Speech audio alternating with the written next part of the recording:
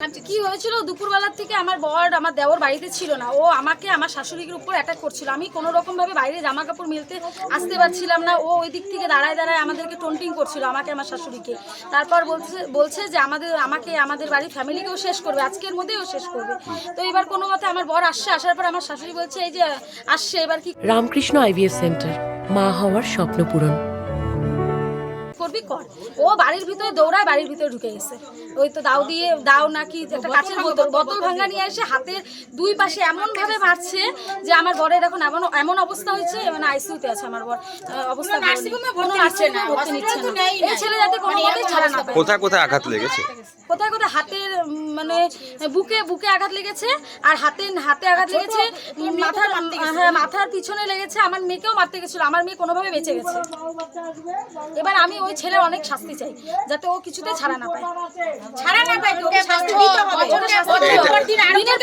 দিনের পর দিন ও বাড়িতে আসে আবার একটা না একটা কোনো কিছু ঘটনা করবে।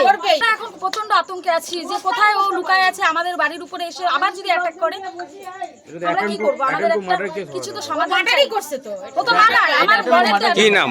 কে? আপনার বিদ্যুৎ থেকে মারছে, আমার বরকে মারছে আর কি। কি নাম যে মেরেছে? যে মেরেছে তার নাম হচ্ছে তীরশঙ্কর মুখিয়া।